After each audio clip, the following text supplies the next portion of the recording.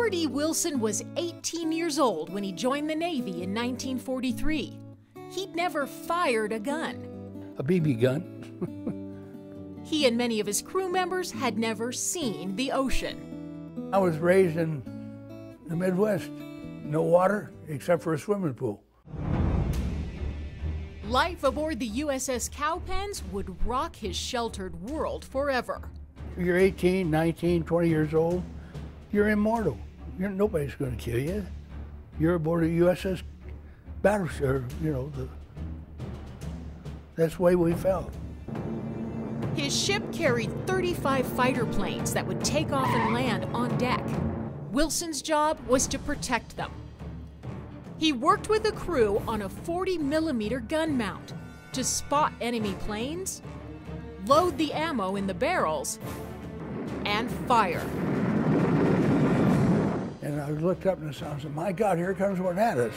Well, I got her on the phone and all of a sudden, boom, boom, boom, boom. We got him before he got us. There was no radar, just your eyes and ears. Less than a mile from us. They were coming at you. So we just put up a lot of firepower.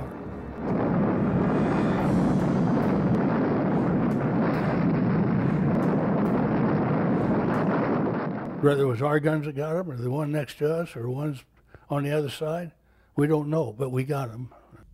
His biggest battle was called the Marianas Turkey Shoot, an all-out assault on the Japanese fleet in the Philippines, and a big turning point in the war.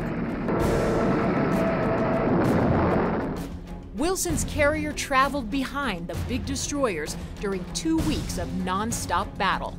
6 of their carriers, 1 battleship, a couple of cruisers, some destroyers, and we lost, probably 50 or so aircraft.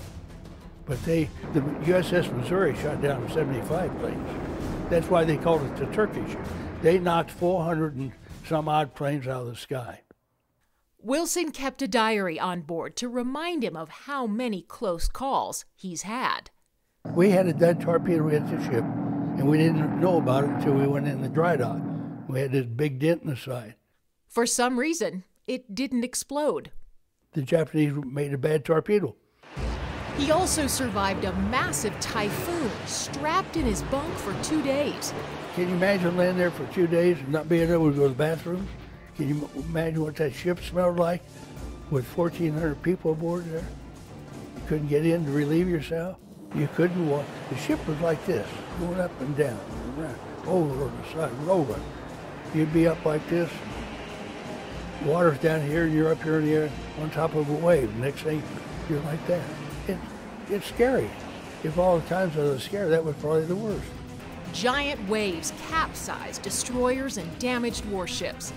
Winds wrecked or washed overboard more than 100 airplanes, including all 35 on Wilson's ship.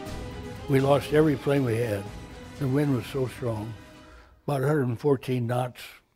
Close to 800 people died, 2 of them from the USS Cowpens. They decided they'd go out and see how many planes were left, and they opened the hatch to go out, and the wind just sucked them out like they were in a tube. And that's the last you ever saw him.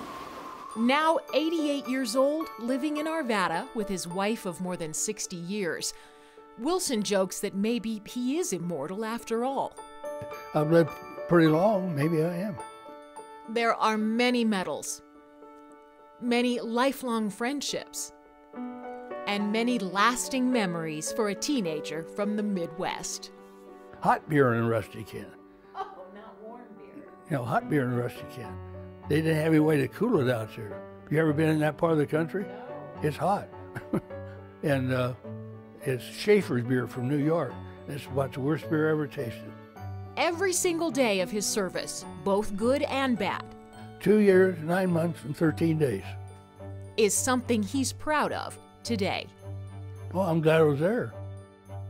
I'm still very patriotic. Like I told you, I fly the flag all the time.